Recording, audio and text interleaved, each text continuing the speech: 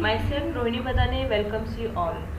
In this session we are going to see introduction to Java programming. In this session we are going to see some basic syntactical constructs in Java. The very first we are going to see some features of Java, why Java is so most popular language. The first feature of Java is a easily compiled and interpreted language. It's platform independent and portable. After compilation of programs, we are getting bytecode which is compatible with each and every platform. That's why Java is platform independent language, portable language. It's an object oriented language. It's robust and secure as it is strongly typed language which is robust and secure language. It's a dynamic language. It's a distributed language as we are using for networking purpose also. It's a small and simple and familiar language, and the main feature of Java one more is it's a multi-threaded. That program is divided into small threads which are running concurrently. So these are the different Java features. Difference between Java and C++. Global variables are not present in Java. Use of goto is not observed. Pointers are not included. Memory allocation functions are not present here. Unsafe typecasting is not supported. Preprocessor directives are not present here. Separate header files are also not included, as all the data, all the member functions are saved in packages. So these are the difference. Now we are going to see structure of Java program. In this Java program having some sections. The first section is documentation section. After that package statements, import statements, interface statements, class definition. So all these sections are optional. We may add this section as per the need of program. And the next mandatory section of Java program is main method class. In this class main method is included. The main method is public static void main method. This class, this method is mandatory as execution of Java program starts with main method and this main class. So this is the structure of Java program.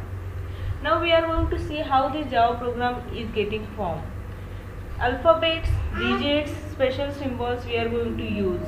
By using this we are going to derive constants, variables and keywords. With the help of constants, variables and keywords, instructions are written in Java program, and number of instructions are going to form a single program, Java program. In Java, some tokens are defined.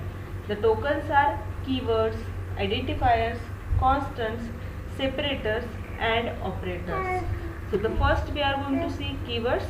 Keywords are the words whose meaning is already defined by the compiler. There are total 52 keywords defined in Java, such as abstract, boolean, break, byte, char, class, double, final, finally, try, catch. Like this 52 keywords are defined in Java. The next one is identifiers. Identifiers are the words which are used to identify name of variable or methods. We have to follow some rules for creating identifiers. They can only have alphabets, digits, underscore and $sign characters.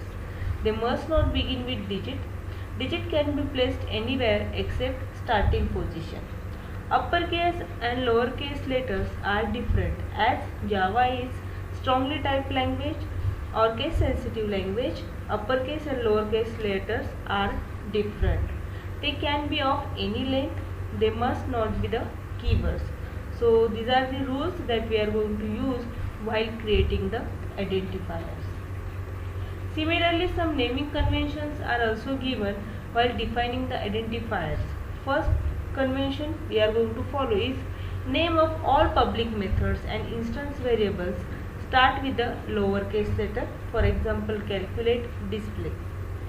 Next one is when the name contains more than one word, the second and subsequent words are marked with leading uppercase character.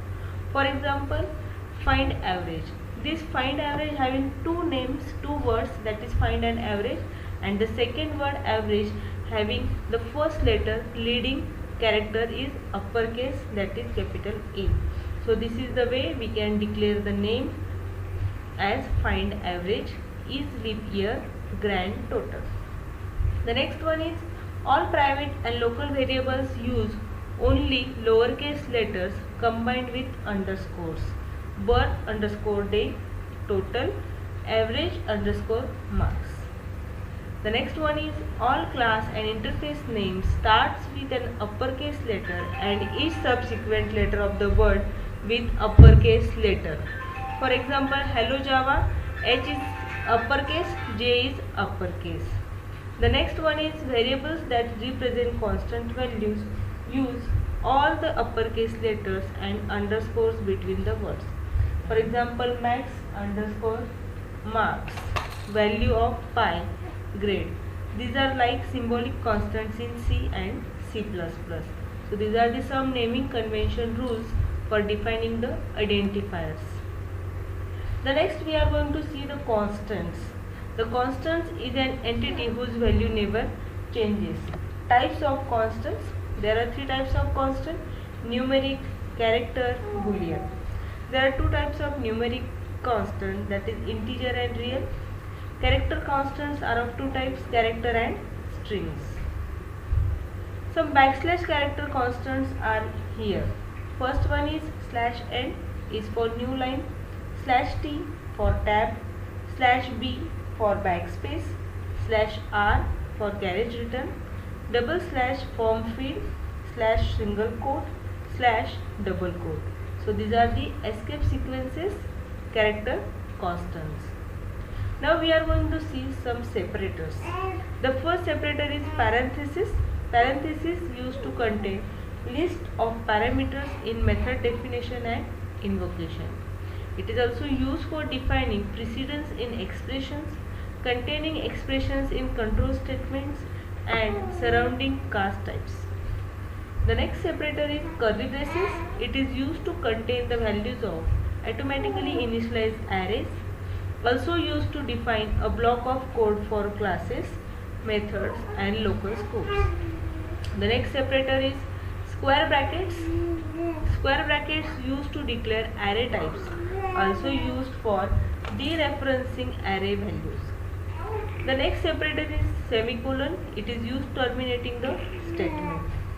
The next separator is comma. Comma separates consecutive identifiers in a variable declaration, also used to change statements together inside a for loop statement. The next separator is dot or period. It is used to separate package names from sub-packages and classes. It is also used to separate a variable or method from a reference variable. Now we are going to see operators. It is an entity used to perform operations on operator. There are different types of operators. For example, there are types of operators. First type is arithmetic operator, relational operator, logical operator, assignment operator, increment decrement operator, conditional operator, bitwise operator, and special operator.